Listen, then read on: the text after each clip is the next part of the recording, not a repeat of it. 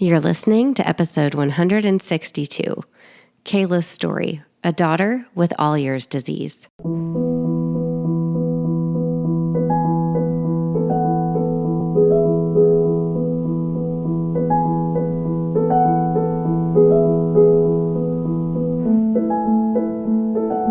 Hello, my friends. Welcome to Child Life on Call. This podcast is a safe place for parents to share their stories about what it's like to have a child that has a medical experience, diagnosis, disease, and or everything in between. We know there's power in sharing stories, and that power multiplies when you can listen to other parents who have walked a similar path to yours. Giving and getting advice is great, but hearing how another parent navigates the complexities and nuances of healthcare is even better. As a child life specialist, my role is to support, validate, and provide emotionally safe spaces for kids and their families, and I am so honored to be on this journey with you. In addition to parent stories, we sprinkle in some expert episodes every now and again that have content for both parents and professionals in the field of healthcare, all with the mission to empower parents to be confident advocates and partners with the care team during healthcare experiences. We're so glad you're here. Well, hello, my friends. I want to apologize in advance for my sexy phlegm voice today. I hope that you're enjoying this like late night radio talk voice that I'm giving you, but I am so happy to be here with you today on Child Life on Call. And it's an even more special day because I have a co-host today, Miss Mijha, who you may remember from an episode almost a year ago where we talked about Mijha's story and her daughter, Violet, and just a little bit about what they've gone through. So Mijha has graciously agreed to come and help me co-host this episode. So Mijha, you want to just remind everybody about who you are, or introduce to new listeners who haven't met you before? Yes, sure. Hi, Katie. I'm so excited to be here and a little nervous, everyone. So please give me a little bit of grace. I am a mother of three little girls, and I live in Atlanta, Georgia. My second child was born with a triplication of genes on chromosome 15q. It's very rare, as you can imagine. And usually when you have this super rare disease, you have a duplication, which means it's 3 copies. But for my daughter, Violet, she has 4 copies. That is the triplication. And it leads to severe developmental delays or deficits. It leads to hypotonia, so weak muscles, autism. She's nonverbal, and she's 7 years old now. So that's where we are. In the last year, we have seen a whole new child develop. However, she's gotten really long and stringy, very tall kid. But also, we've changed just recently her medication for epilepsy, which also comes along with this diagnosis. And we found that the sweet, calm child that we thought we had was actually just being sedated. So on this new medication, she is cranky and opinionated, still no words, but she makes very clear her feelings through grunts, moans, and whines. Yay.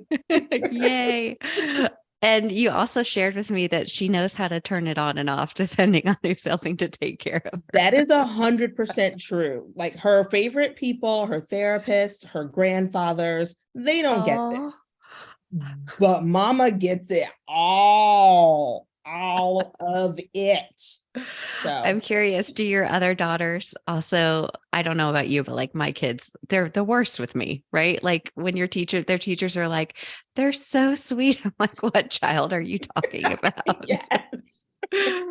Absolutely. She's much kinder to her sisters as well than, again, with me and daddy. Yes.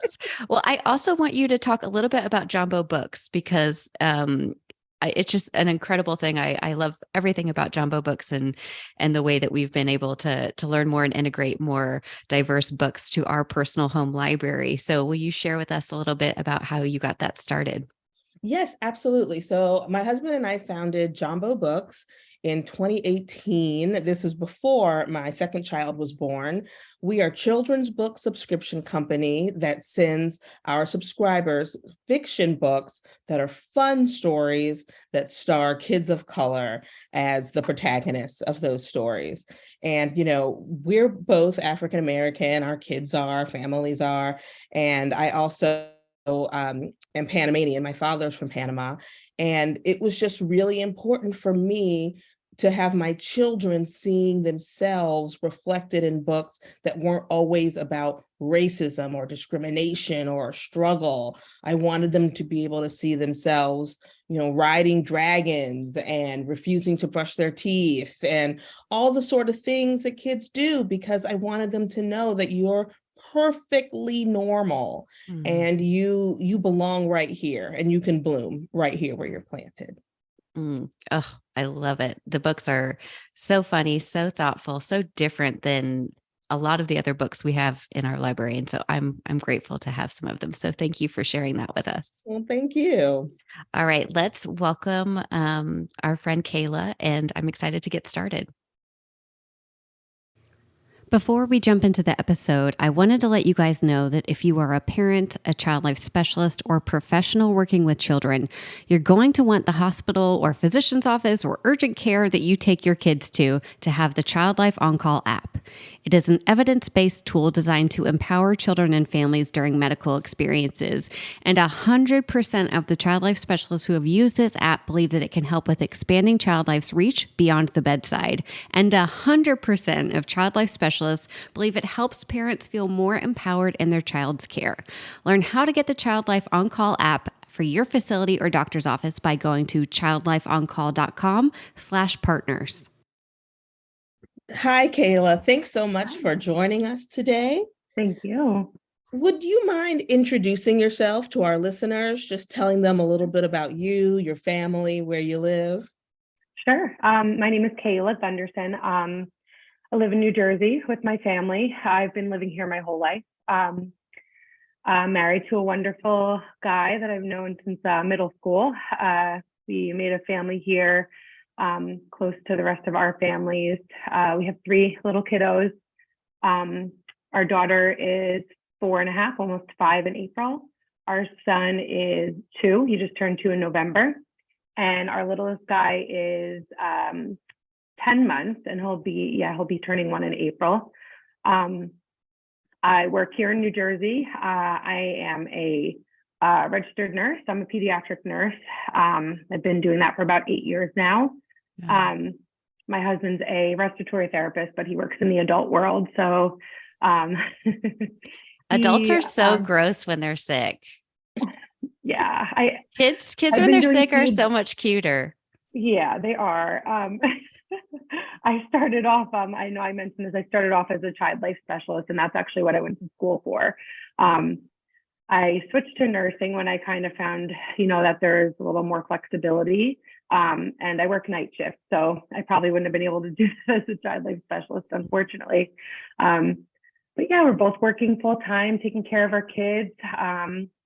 And we've got a little poodle mix that we take care of too, and he's our buddy. So pretty much it.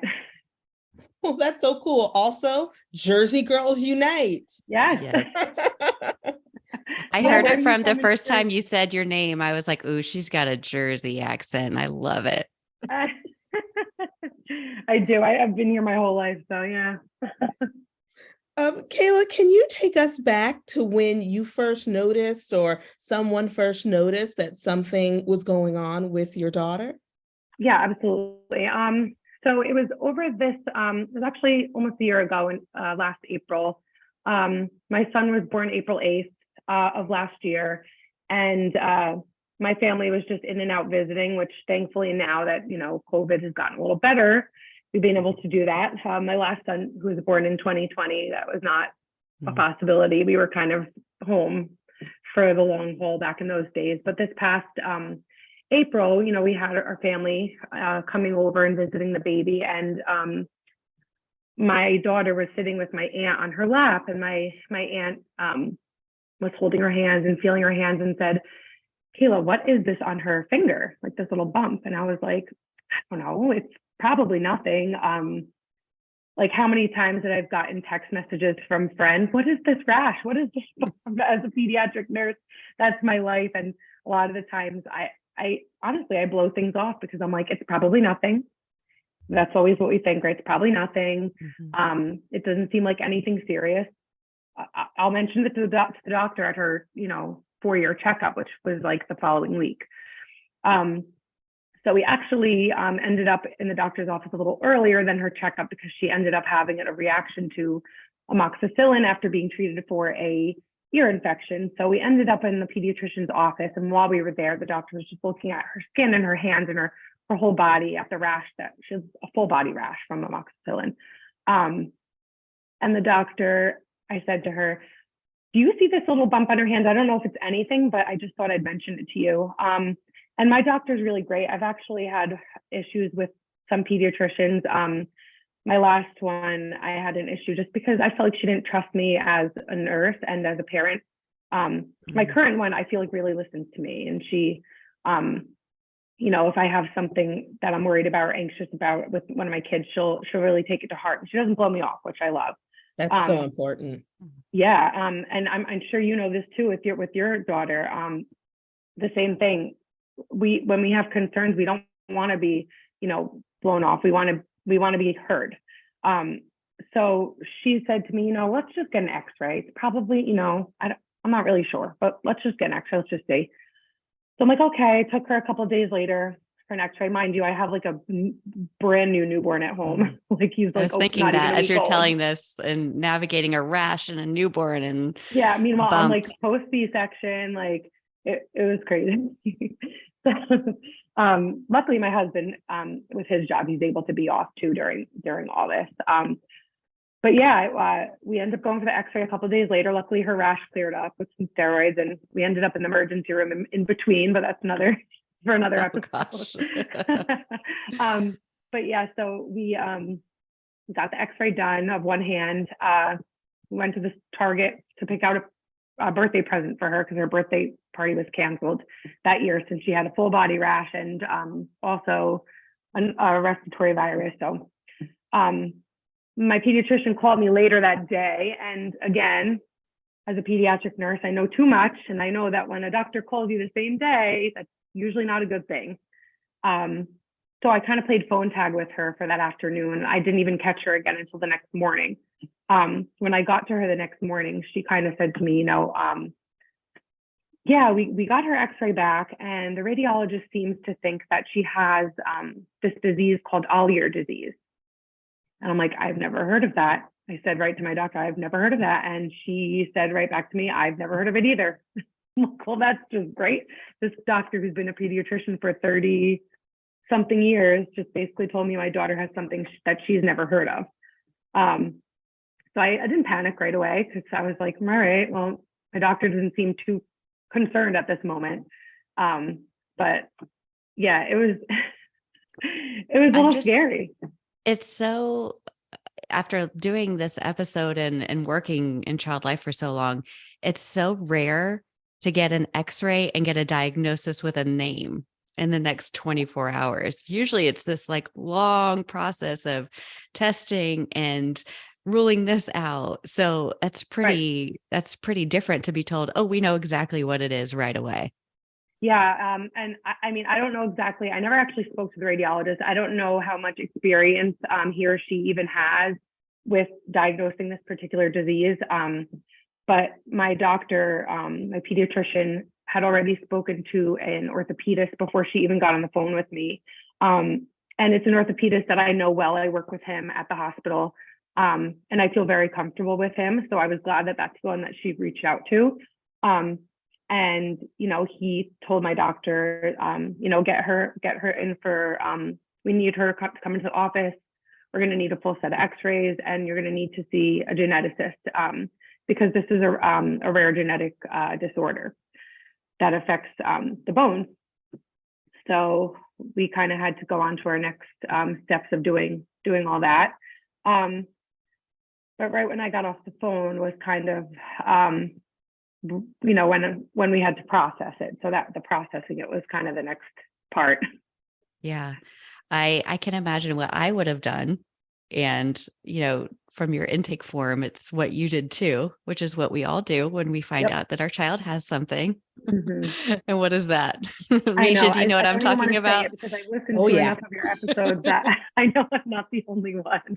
And again, in my field, that's what we tell parents. We get kids who come in with, I work on a general pediatrics floor now, but I and in the PICU, but I used to work in hematology oncology, pediatric hemonc. Either way, I'll get kids who come in just with like the most basic, appendicitis, and parents are already Googling. I'm like, don't Google, don't. But of course, the first thing I do is I Google. And a lot of, I think the reason for that was, it's something I've never heard of. It's not like, oh, let me look this up again. Cause I use Google in my practice. Doctors use Google, Yeah. we do, but, and I know in another episode I listened to recently, it really is important that me as a nurse, that I teach parents how to use Google or search engines properly and do their research and use it as a tool. It is an amazing resource, but we just have to know what we're doing when we're using it. And unfortunately at that time, again, I just want to remind everyone I was like a week postpartum. So everything was very emotional at this time. And I got off the phone and I told my husband right away because he was in the room with me. And I was like, yeah, they said she has this disease called Ollier disease, which I've never even heard of. And my doctor's never heard of it either. And he's like, what is that? I'm like, I don't really know. I got to look it up. So, I go look it up, and it was really hard because the first thing you see, my daughter is just, of course, just like all these other kids who are diagnosed later in life. She's a little girl that I never knew was anything was wrong with her. I kept thinking to myself, I breastfed her. I made all her baby food organically and, homemade. And, I kept her away from plastic and all these things that you think of that you're trying to do to help your kid. And then something like this comes along and you're like, immediately, what did I do? What did I do wrong? Like, I must have done something wrong. Like, why did this have to happen to her? But man, these pictures that came up, my husband and I lost it because immediately we're seeing, that she's going to lose her limbs. She's going to lose fingers. She's not going to be able to use her hands and her feet. And I'm thinking of her, at gymnastics and doing all these sports and things that she does, and thinking that one day she won't be able to do them was horrifying. And not only that, but, the physical deformities, just looking at them visually was scary. Right now, she, didn't, at that moment, she didn't have anything visibly deformed. So it was just this tiny little bump on her finger that I didn't even notice. And then again, I had guilt because I'm thinking, I didn't even notice this, but my aunt noticed it. And of course, now I'm doubting my my mothering capabilities as well as my assessment skills as a nurse. Like, how did I miss this on my own child? But you were just a week postpartum. Give yourself some grace, please. I know. And at that time, I was just trying to like even give attention to my other two kids. But in the middle of dealing with all this, like, it was just so much all at once. So yeah. Once you, there's so much there, and it's always interesting, right? Like talking about what happened back then, and maybe your perspective now is a little bit changed, but tell us what the doctors or what your understanding became once you got away from Google and the doctors were adequately able to prepare you. And did you go find a specialist, and how did that work? So yeah, what happened was, right after this diagnosis, I think it was on like a Tuesday or Wednesday. So it was only about 2 days in between the time we got the diagnosis until we were able to get in with our orthopedist. And when I got in with him, actually that day that we saw our orthopedist, we actually had 3 doctor's appointments that day. The first one was my daughter Claire. It was her 4-year-old checkup. So I met with a pediatrician who, told me Claire had this diagnosis. Visibly, I was a mess. Yeah. And from my child life days, I always remember, like, your child needs you and you need to stay strong in front of your child. And as soon as she went to bed at night, I cried. And every time the baby woke up to feed, I cried. And but during the day, I tried to stay, positive, and I didn't want her to see anything was wrong, because nothing was wrong at that time. She was fine. She was okay. But when I saw the doctor, I got a little teary, and she saw me and she was like, "Are you okay?" And I'm like, I guess, like, I don't really know, actually, because I don't know anything yet besides what I've researched. My next appointment that day was with my OB. It was my 2-week checkup from my C-section, and my doctor looked at me and was like, "Are you okay?" And I said, "Not really, I'm not." I, at that point, was visibly pretty much hysterical in my OB's office. And this is my third child, and he was like, I think you need some medication, honestly. And I was like, you know what? I've never said that I do, but I think I'm having a hard time.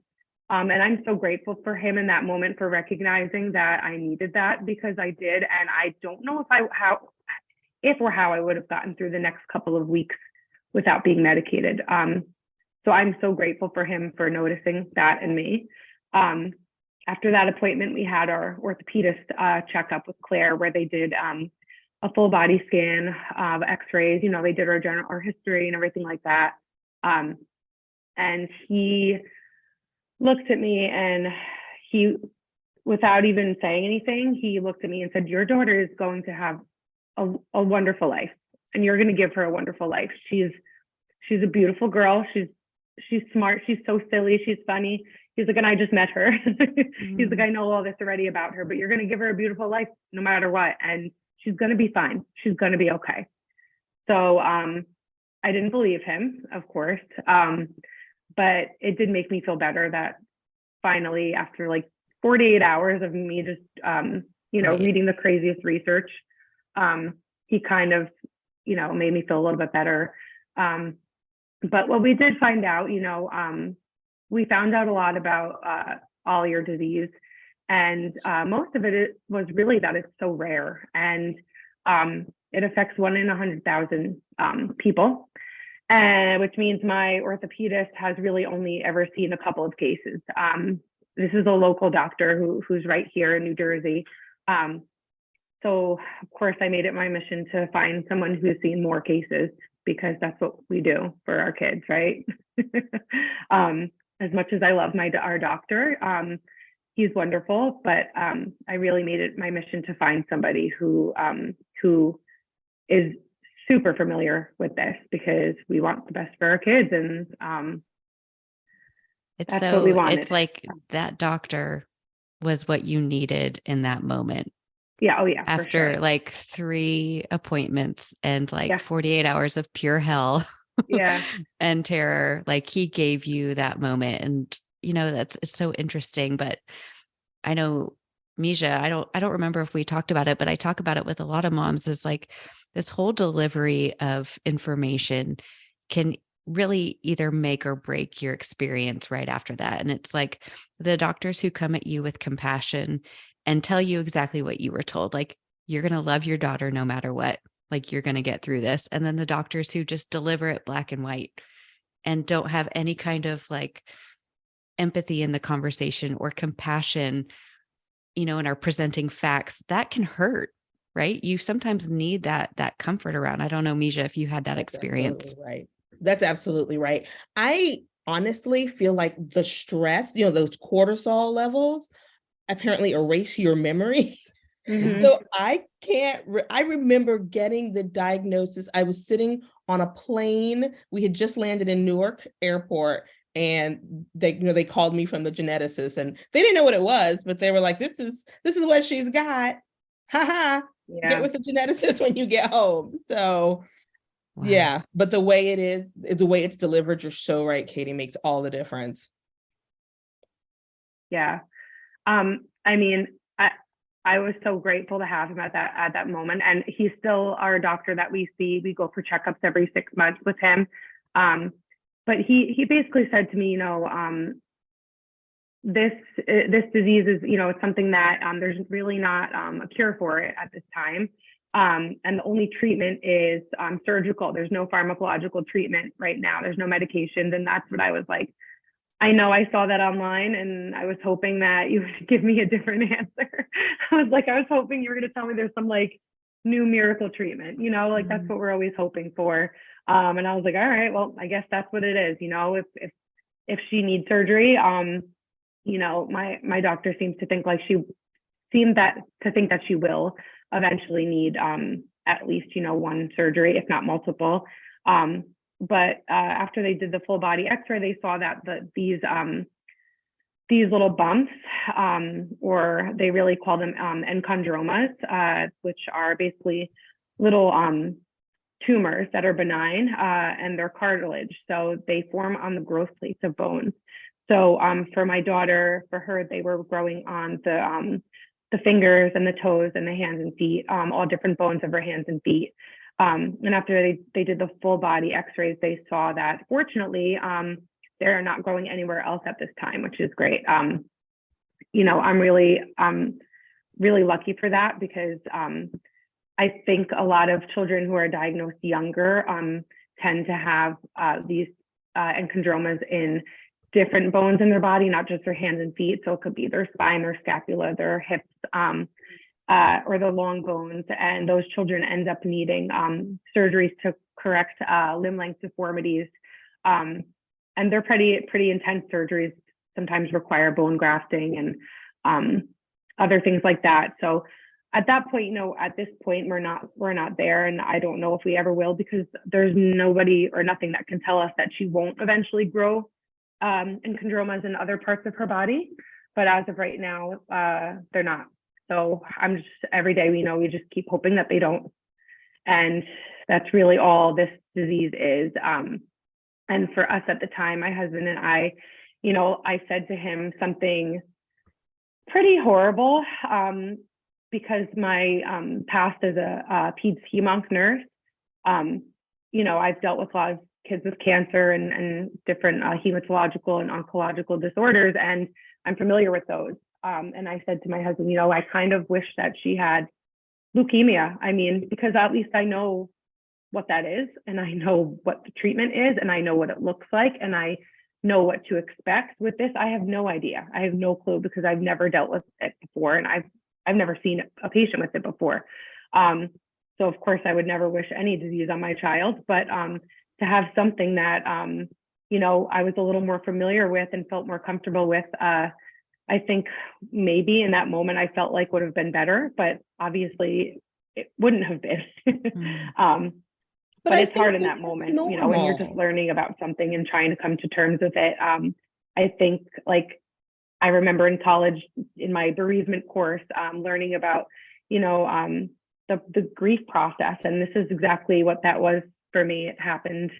And I don't know if it happened for you that same way, Mijha, but it was really like denial and anger and everything. I went through every single stage of it. So.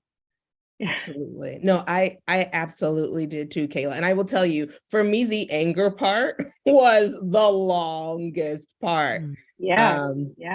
Me too. I mean, it's been almost a year and I'm still, I still get angry. I mean, I think, I don't know if that will ever go away. I think that'll be there forever, but I think you kind of start to outweigh it with a little more of the gratitude, for, having an otherwise healthy child. And again, I see things every day, that really break my heart as a pediatric nurse. And I think to myself, what Claire is going through, what we're going through as a family, may not be as hard as that, but everyone has their own battles that they deal with. And this is ours. And I'm really grateful to, be able to talk about it.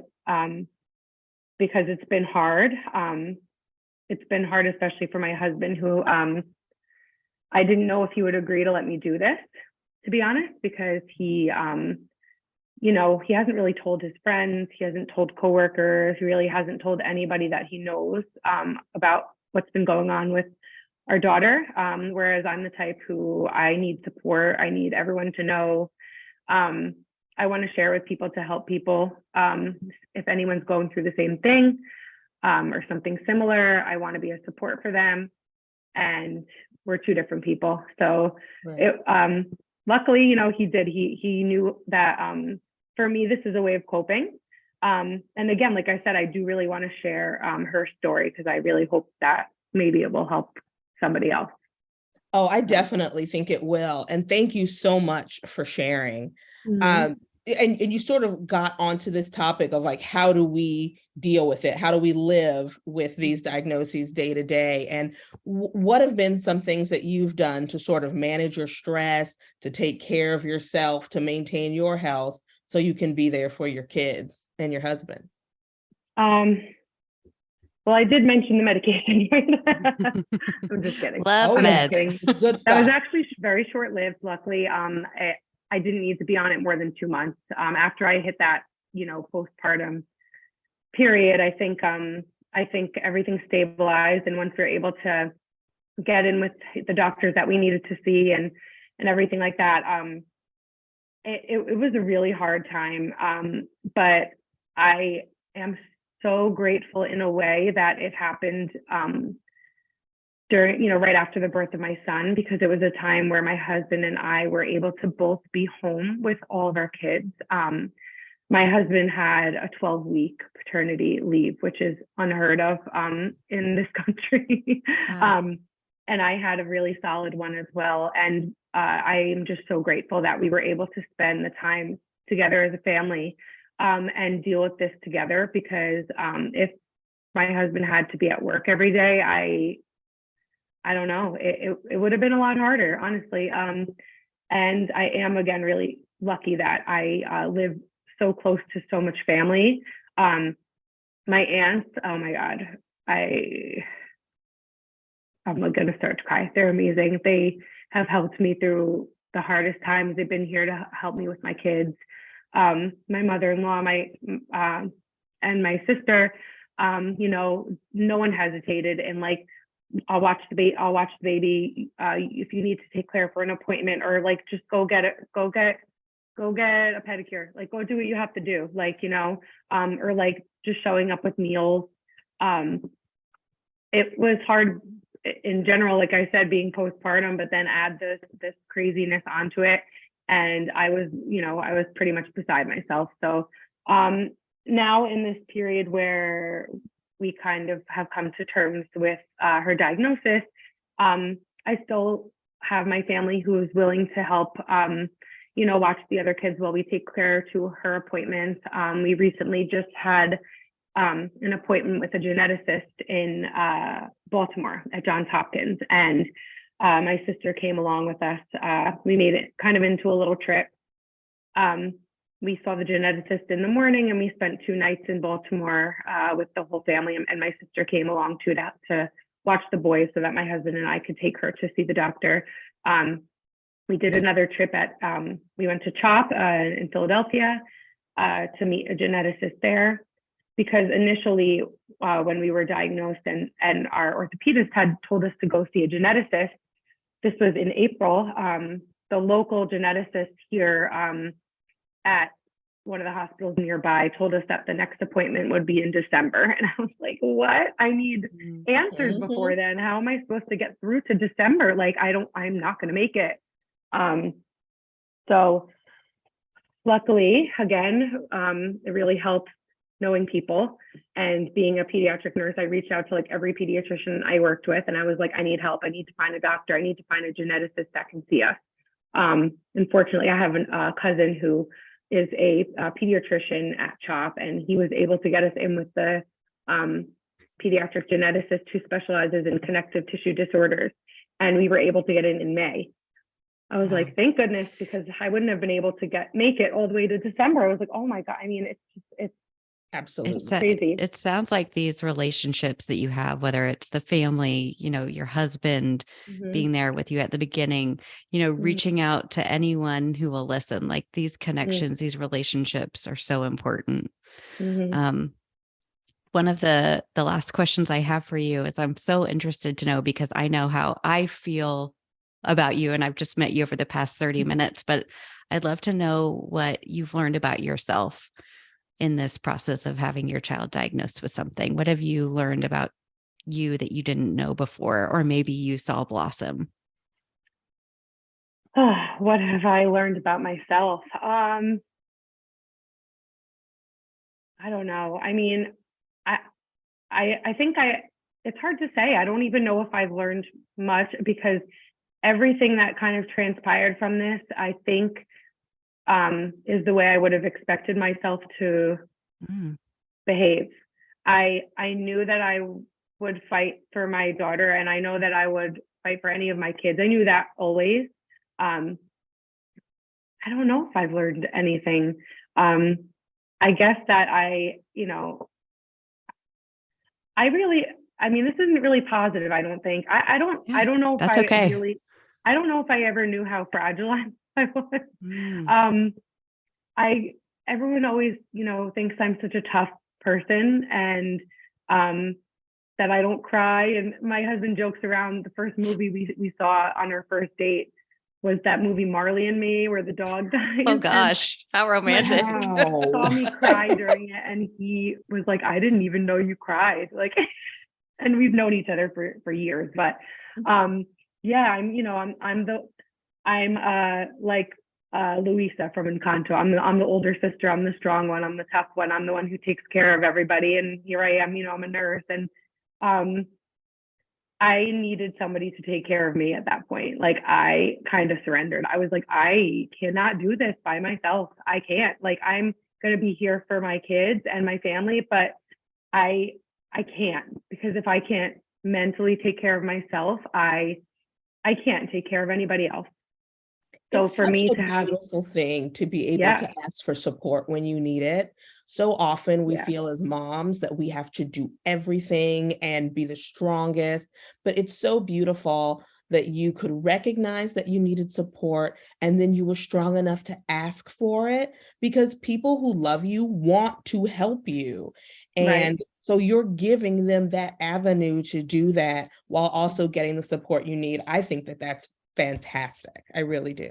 Yeah. I mean, I really truly learned how loved me and my family, my kids and my husband are. I mean, I knew already, but again, like, I really just needed to stop and be like, all right, I can't handle this on my own. I need some help. I need support. I can't do everything. And also emotionally, I'm struggling, and I need somebody to at least come and hang with my kids, so like I can go cry in the shower for 20 minutes. You know what I mean?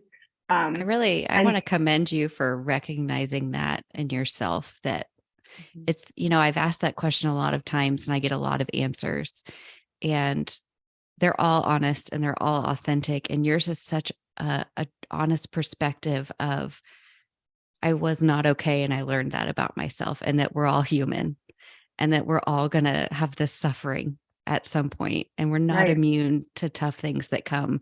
And that can be really hard to recognize. So I really commend you for that. Thank you. Yeah. I mean, like I said, we're all going to step up to the plate when we need to, when it comes to our families. But I'm glad that I had all that support. And, of course, it got me thinking to people who don't. And, I'm thinking, like, can you imagine going through this and not having family or not having friends who, would just bring dinner over at the drop of a hat, or take your kids somewhere when you just need a break? Like, I can't imagine. And so, I'm glad I was able to recognize that and kind of just step aside for some of the other things. The hard thing really was that I felt, like I said earlier, it was a blessing that my husband was home and that we had the baby at the time. But I did feel like I missed out on a little bonding with my son when he was born, because of this whirlwind. And then the middle guy, poor little middle guy, him too, he's only 16 or 17 months older than the baby. So he, both of them really, I of course have a little bit of guilt for having had to deal with Claire's diagnosis. And but we made the best of it. Like I said, we spent so much time together, and those are moments that I'll never forget as a family, being able to spend together. And that was our last baby, and we know that. So it's kind of like this is us now. Like this is our unit. And coming to terms with that was really, really special at that time, even though, it was a hard time, but it was still very special, I think. Well, thank you so much for sharing. And, you mentioned those families and those people that don't have the extra support. And you, Kayla, and you, Mijha, sharing like this is giving them some support, because podcasts are free. If they go on and they type in Ollier syndrome or Trip 15Q, and they're going to find you, the two of you, and that's so special. And you have made a difference for them. So I'm glad you had the support you needed, and I'm thankful that you're now giving it to others. So thank you so much for being with us today. And I don't know if you share online or social media, or if people can reach out. My Instagram is private, but I'm always accepting messages, people that are interested in seeing all the ins and outs of the Gunderson family. So my Instagram is at Kayla C. Gunderson. So people can follow if they want to see 3 cute little kiddos. Mostly that's all it is. I love it. Well, Mijha, did you have any other questions for Kayla? No, I don't. I just wanted to thank you so much for sharing your story with us. It really is inspirational and motivational, I think, for those of us who are still trying to pretend we can do it all. It's really helpful to hear your story. Thank you. And like I said, I know there are so many other more scary diagnoses out there, but I do feel like regardless of what the diagnosis is, it's always scary to learn that your child's going to be dealing with a chronic illness or a lifelong diagnosis, and no matter what it is. So I hope that people listening will be able to maybe see some of that and take that with them, especially if it's someone with a new diagnosis. I remember, at first, when I found out my daughter was diagnosed, I joined a Facebook group immediately, and then I started seeing things pop up in my news feed, and I was like, nope, I cannot do this yet. I'm not ready. I can't look at these pictures. I can't look at these kids no. And all my friends were recommending, oh, did you join any support groups? And I'm like, I'm not ready. I knew I wasn't ready. But after a little while, I was like, okay, I'm ready now. I'm gonna start looking. I'm gonna start reading. I'm doing more things.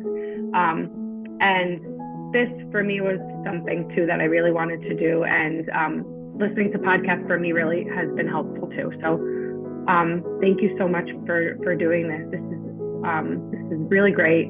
And I thank you for setting up this platform for parents. It's a wonderful thing. Well, thank you, Kayla, and thank you, Mijha. I appreciate you both. I'm so glad I got to talk with you today. You too. Thank you so much. Thank you so much for joining us on the Child Life On Call podcast. The only reason this podcast keeps on going is because of you and listeners like you. So please join in on the conversation with us on Instagram, Facebook. I'm even on TikTok now, y'all, making a fool of myself. I haven't danced yet, but maybe it's coming. You can find us at Child Life On Call. We also have a website, and that has all of our information about the Child Life Circle, about the Child Life On Call app, and a blog with new information all the time. That's childlifeoncall.com. Thank you again from the bottom of my heart for listening to these episodes and being a part of this community. We are so grateful and so honored to be able to provide this for you.